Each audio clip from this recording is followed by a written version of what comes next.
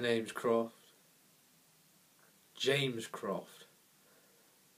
Hey guys, and welcome to my review of the 2006 James Bond film, Casino Royale, which is the first outing for Daniel Craig as James Bond. So, what are my thoughts on Casino Royale? Well, as some of us may know, this is a sort of reboot to the franchise. It's all about how James Bond becomes a 00 and how he gains his license to kill. And what this is really is more of an origin story, how Bond becomes Bond. I think this is a really good film, and I remember going to see this at the cinema back in 2006 when this was first released, and I remember absolutely loving it.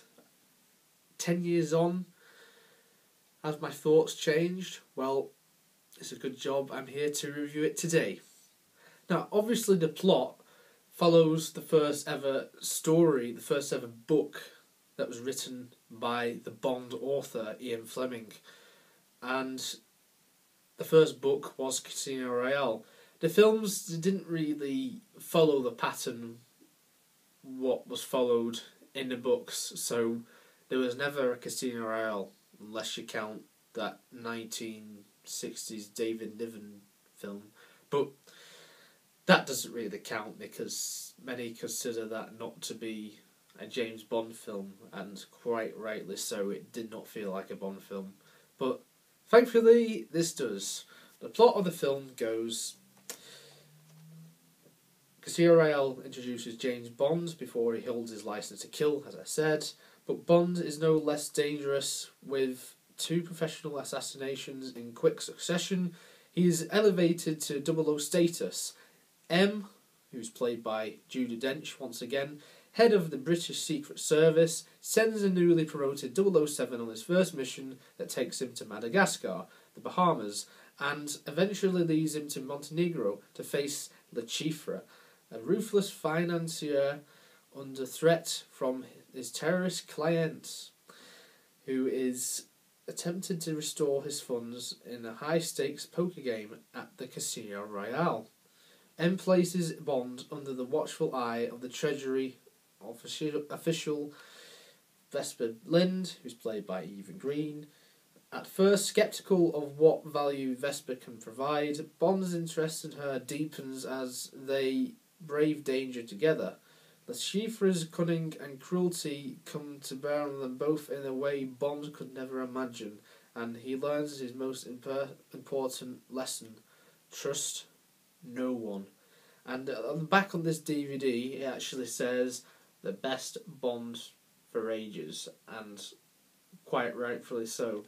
I think the franchise needed a breath of fresh air because we had the Brosnan Bond films, and while Brosnan was awesome, I felt that his last film, Die Another Day, was a bit...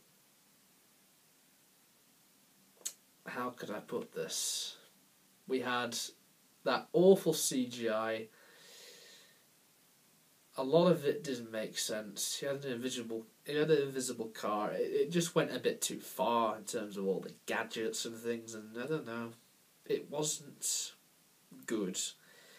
But this is a sort of realism that has been put into the series again, which I'm all up for. But a lot of people complain, saying, "Oh no, it's a bit too much like the Jason Bourne films and all that, etc." And while I can see where they're coming from, I have to disagree. I think the series needed realism. After all, Ian Fleming did write Bond as a ruthless killer, and I think in Casino Royale, Daniel Craig's performance makes Bond come across as one. I think that the opening of the film, when black and white sequence, when he kills his first victims, I think it's absolutely brilliant the way it's filmed, the way it's shot, especially the scene in the bathroom, which actually leads to the gun barrel of the film. And I think that the whole film as a whole, I just really enjoy it. Every time I see the film, I just seem to enjoy it every single time. I never get bored of it at all. I think that the Bond girl, Eva Green, Vesper Lynd, perfect. She's one of the best Bond girls ever in my opinion, and I think that overall it's a great reboot. The chase sequence after the opening titles, I think that was great. I love how Bond just chases him up the building site. He doesn't give a shit, to be honest. He just goes through the building site. He crashes a digger through there. He ends up chasing him all the way up this construction site. Then he goes into this hideout. But how does he go into the hideout? Well, he's a secret agent. Maybe he could find a secret. I don't know. He just walks straight in. I think the reason he walks straight in is a bit inexperienced, and hence he just walks in. And yeah, it was a bit unprofessional on Bond's part, and he got caught on CCTV, so it was for everyone to see his infiltration of the facility, and he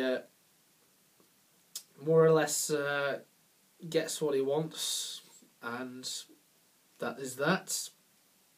Of course, Judi Dench comes back as M, which is kind of odd, seeing as this is supposed to be a reboot. I'm not complaining because Judi Dench is awesome as M, but she was in GoldenEye and all the rest of the Brosnan films up to Die Another Day, and she came back now, and this is supposed to be a reboot. But we've got to remember it is a reboot, but it's set in the modern day. This is set after the Cold War period. There's even a line where it says, I miss the Cold War, or something like that, which is, of course, referencing back to, I don't know, the 1980s, because there was a few Bond films before that dealt with the Soviet Union.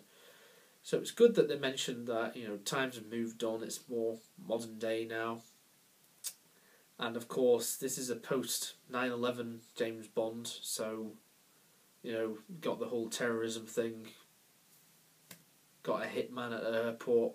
Love that scene. The whole airport scene is brilliant. And I think that, Craig just comes across as ruthless, especially when that bloke gets blown up at the airport. It's always a good scene when he's just getting arrested by the police, and he's just there, and he's after he gets blown up. I just love it. He doesn't care less, because he attached the explosive to the person, so he must have got blown up to smithereens. But we don't see that like License to Kill with that guy inside that air vent. That was horrible, not to say the least. But License to Kill is regarded by many as the most violent Bond film, so yeah. This is a 12. First Bond film that I actually saw at the cinema that I was old enough to see. I was 11 at the time. I was nearly 12 years old, so I kind of got away with it. Watching the film, I went with my dad, so yeah. And I think overall it's brilliant. The theme tune by Chris Cornell, I think, is brilliant as well. You Know My Name. It's a good theme song. People seem to either love it or hate it. I think it's a great theme song. Maybe one of my favourites, to be honest. It's one of those guilty pleasures of mine. I quite like it. And usually I don't like the newer ones, but this one I really like. And I think the sequence itself, like all the poker stuff and all the men, which is a bit unusual seeing as you're used to seeing women in the title sequence, I think all of it is done really, really well. And I get goosebumps every time at the end of the title sequence when you see a figure walking towards the screen, and then it's revealed to be Daniel Craig's Bond, and it gives you the impression, yeah, this is Bond now. Here I am. I'm Daniel Craig. I'm going to be Bond for you this evening. And wow, he did an awesome job on his debut. And I believe Roger Moore actually said that Daniel Craig was better in his this one film, Casino Royale, than what he was in all 7 of his, which was quite a feat, seeing as Moore holds a record for doing the most Bond films to date. So it's quite a big thing to say from Roger Moore, because he did it for quite a long time. Bearing in mind, Daniel Craig's been doing it for quite a long time now. It's coming up to 10 years. In fact, it's 10 years to this year that he was cast as James Bond after Brosnan retired from the role. But I don't blame Brosnan, because, like I say earlier, Die Another Day, I don't think he could have got any worse than that, to be honest. But anyhow, Casino Royale, great film, great twists as well. It's quite a long film. I think it might be the longest Bond film. It's certainly one of the longest. The runtime is... I'm just trying to find a runtime. 2 hours 18 minutes. So it's quite a long film, which I think is really good. And the runtime, it doesn't feel like the runtime, if that makes any sense. I feel that I enjoy the film so much, I feel that it doesn't feel like 2 hours 16 minutes. I feel like it's a shorter film. And when that happens, of course, it means I enjoy the film, which is always a brilliant thing, because sometimes you get long films, you just think, oh, can this end? It's a bit like Star Wars Episode 1, The Phantom Menace. You know, I wanted that to end, you know, with the whole Queen Amidala talking, played by Keira Knightley, and, you know, with Misha Jar Jar Binks. That was just, it was unnecessary, and it just made Star Wars look a bit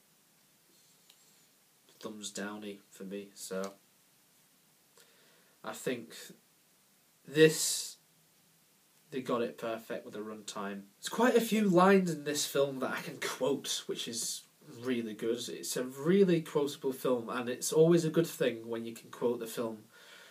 When you can quote a Bond film, you know that it's had a good influence on you, especially after you've first seen the film.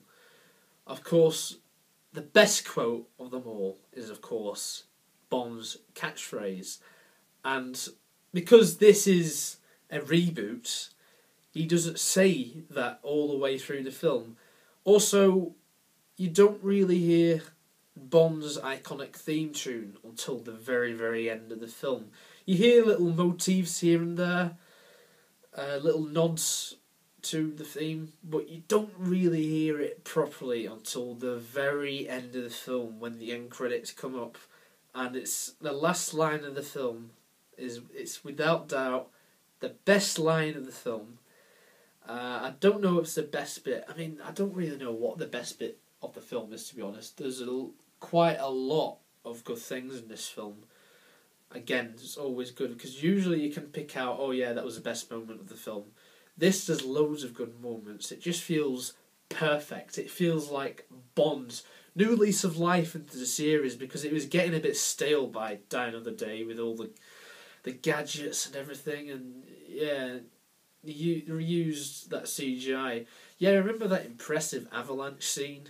Yeah, that was just terrible CGI. You could tell it was CGI. Brosnan must have thought, what the hell am I doing when I'm doing this? But, of course, you get none of that with this. It was brilliant, and all the special effects, all the stunts, so real. None of it's all a bullshit CGI, you know. And I'm all for practical effects above CGI effects. It's like Star Wars. People often hold the original trilogy in higher regard than the prequel trilogy, because the prequels was full of CGI, whereas the original, it had a lot of practical effects. Yeah, it might be a little bit dated now, but the CGI will look a bit worse later on, wouldn't it? So really the practical wins over the CG, because practical ages better than CG. So I'm glad that they went for that in this film. I'm glad they didn't go overboard, because what they could have easily done, they could have just carried on from that timeline from Die Another Day. Yeah, the timelines in Bond, don't get me started on that. I don't know how it works. To me, it feels like there may have been 3 timelines, but I could be completely wrong. I might make a video about it one day, who knows. There's a lot of debate over a timeline, considering how many times they've changed actors with Bond, and there's that whole theory that every time they change actor, James Bond is just a code name itself, it's not actually his name. But I don't know about that. Well, it's just a theory, it's probably not true. They just change actors for the sake of it, because they get too old or too pissed off with it, like Brosnan did. So the Bond girl Eva Green, like I said earlier, she's brilliant. She's got great scenes, and it's chemistry with Daniel Craig is really good, and you get the sense that Craig's Bond actually is falling in love with Vesper Lynd.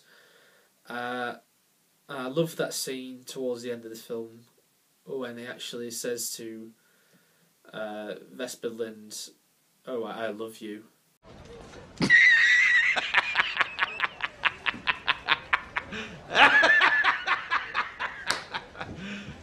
You serious?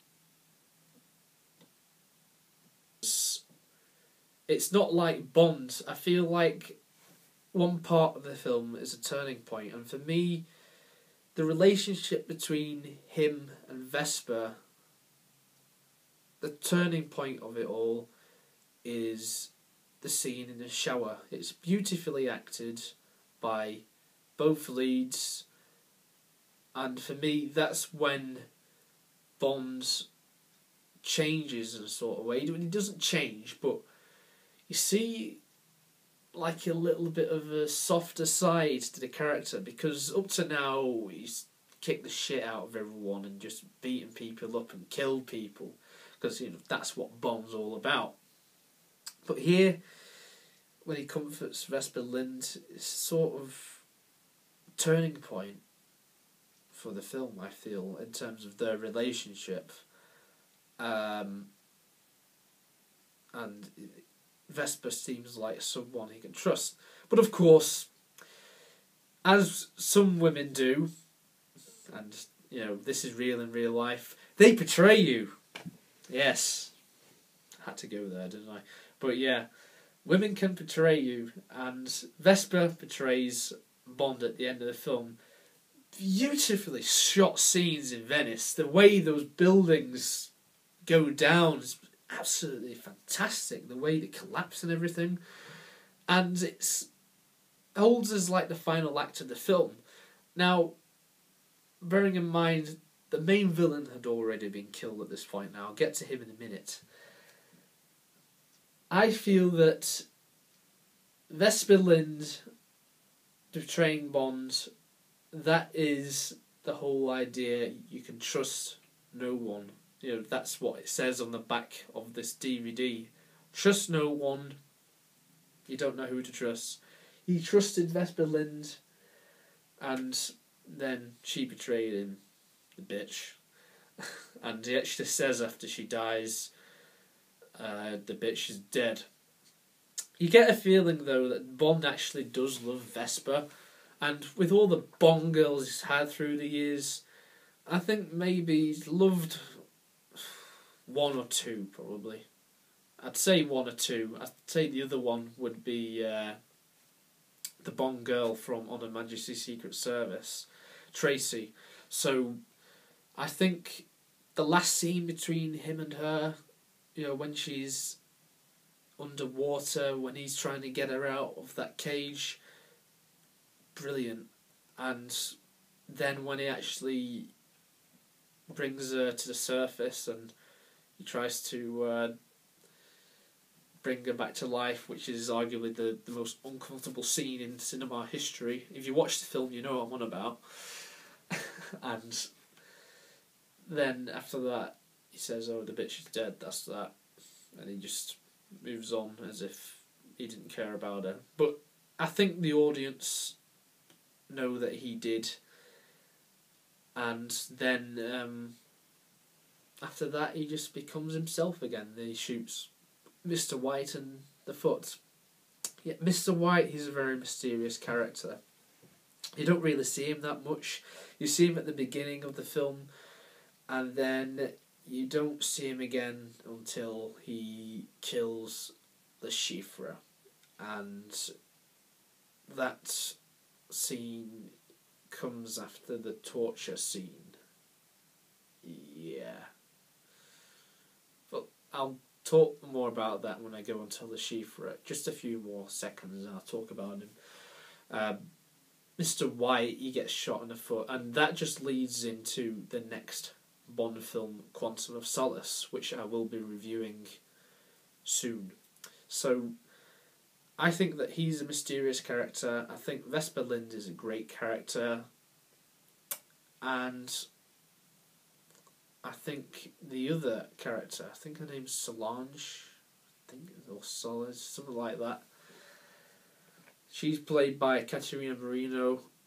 She plays a good part on her will, because she's married to a henchman of the Chiffres, and the henchman ends up getting killed by Bond, and Bond basically has this little tiny affair with her, because her marriage with this guy is not really that good. He treats her like shit. So they sleep together, and then after that he only just uses her to get information, really. So he's just doing his job. He didn't really feel anything for her. She dies. Both Bond girls die. Both of the Bond girls die in this film, which is unusual, because usually at end of Bond films, Bond is with the girl. That's that. The end. They start to have sex, then the credits roll. But this, nothing like that. It ends with the name's Bond, James Bond. It's a different direction to the series. I briefly talk about the Chiffre. What do I think?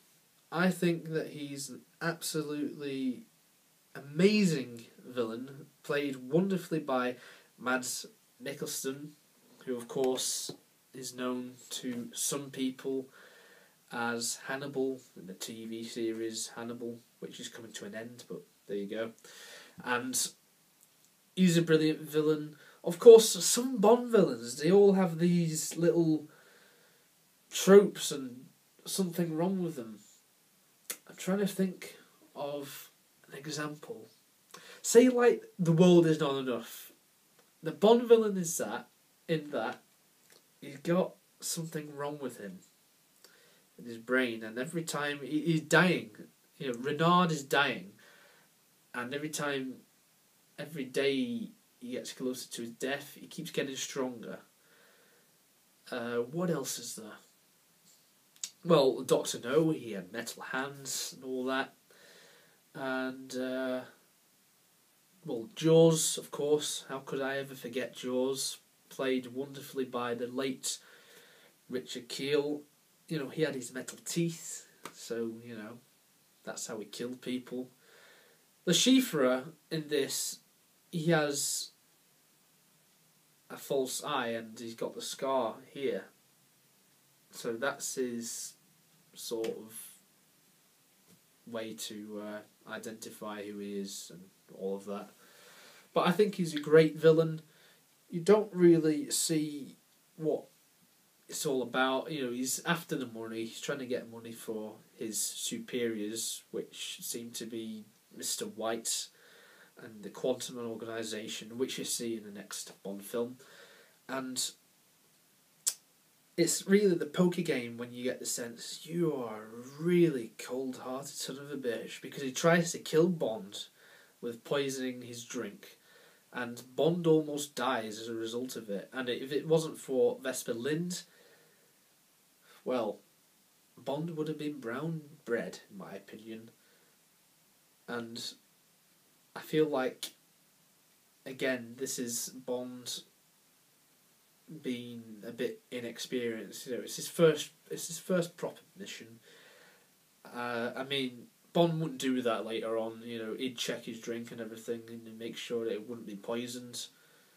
And because all he does, he just carelessly takes the drink, and then after he takes it, he realises, oh shit, I've been poisoned, and then he walks out and gets the defibrillator out and all that. It's a weird device what he has. Why he had it, I presume he was prepared for something like that, getting poisoned or something like that.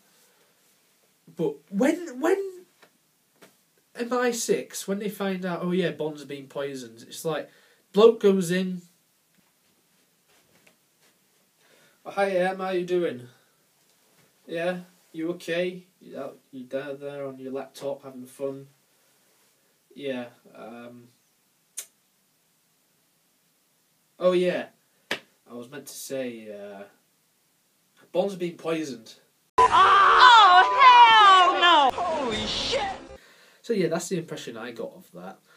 But going back to Le Chiffre, the chase when he kidnaps Vesper towards the end of the film, Bond goes after him in his absolutely wonderful Aston Martin DBS. Oh, I can't wait to see what this car does. Oh, we're going to see this car and oh shit, it's just rolling across the ground, and yeah, it's pretty much destroyed now.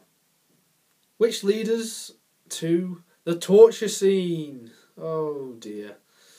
The torture scene is a powerful scene because that's when you see Bond probably at his weakest. You think, oh my god, how is he going to actually get out of this? Le Chiffre tortures him. He wants to get the code. He wants to take Bond's money because Bond has won the poker game. So, yeah, wouldn't it have been funny if someone else random won the poker game? Like one of the other characters on the poker table, like Felix, Leiter, or just some randomer like that black guy. It would have been funny, that, wouldn't it? Because all the suspense is going on Bond and Le Chiffre, and then all of a sudden some random guy wins it. It would have been funny, that, to be honest. But of course it's a Bond film. If that happened, then they would have ended up getting killed, which would have been a bit weird, but there you go.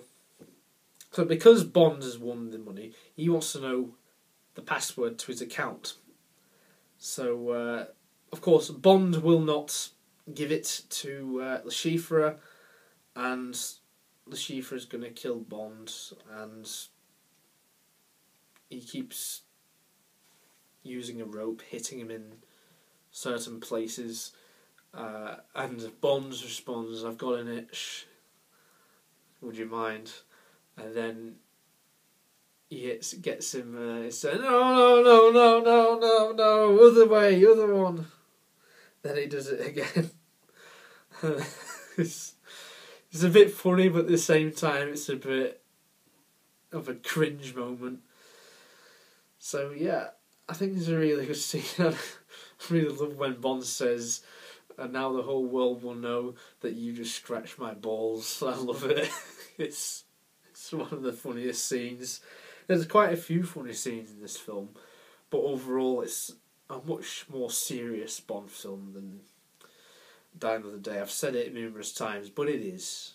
You know, it's more down to earth Bond, this, which is a good thing in my opinion. Some feel that it's not, but in my personal view, it's how Bond should be.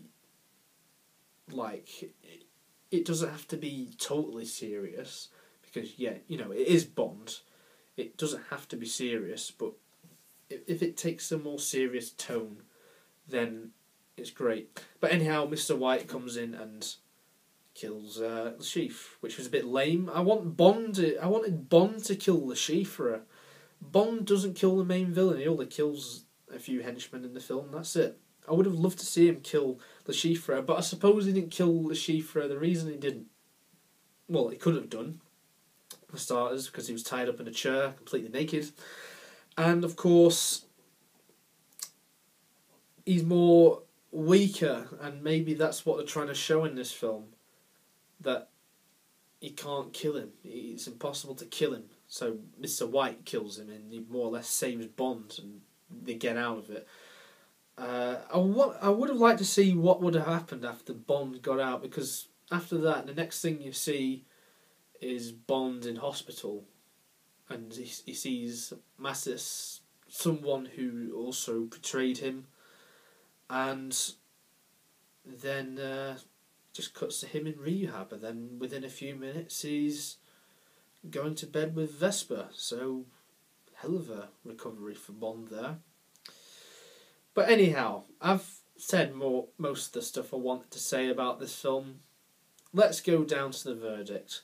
I think that this is one of the best Bond films ever. I'm not sure what my definitive Bond is, my favourite Bond film is at this moment in time. I don't even know who my favourite Bond is. I say it's the split between Sean Connery and Daniel Craig. But I feel that this is one of my favourites, if not my favourite Bond film. It's an absolutely brilliant film from beginning to end. New lease of life to the series, as I've said before. And I love the ending. I just love everything about it. There's quite a few nods back to the past. We've even got an appearance by the Aston Martin DB5, which is without doubt the best Bond vehicle there's ever been. I mean, come on, what's more iconic than that? Well, maybe the Lotus, but, well, in my opinion, it's the DB5 anyway, so... Hey, you can comment below and tell me what your favourite Bond vehicle is. We can start a discussion, who knows. But yeah, this is brilliant from beginning to end. I absolutely love this film. And I wouldn't hesitate to give it a 10 out of 10. I really wouldn't.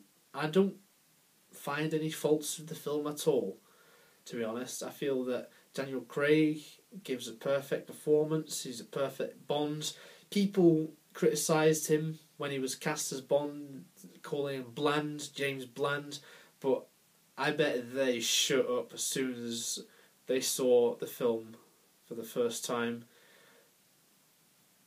He's absolutely fantastic, as is Vesper, Lynd, and all the rest of the cast. Judi, Dench, Mads Mikkelsen, all the rest of the cast. And just every one of them are absolutely brilliant. And the way it's directed by Martin Campbell is great, you know. And you've got all the brilliant action sequences. You know, the first action sequence, what you see at the construction sites, at the airports. Brilliant, and the music is great as well. And I just love, right at the end of the film, you hear the Bond theme for the first time, and I think it was a good choice that they did that, because it makes you feel like, yeah, Bond is here now, this is it, the beginning. So yeah, 10 out of 10, absolutely fantastic film. If you haven't watched Bond before, if you've never watched a Bond film, I don't know why you would have done. But if you haven't, Casino Royale is a good starting point for you. I would go and see it. If you're old enough, that is, because, well, you've got a torture scene, which isn't for kids. Don't forget to click the link below to subscribe to me, James Croft, aka the Obsessivian 95. Have a great day.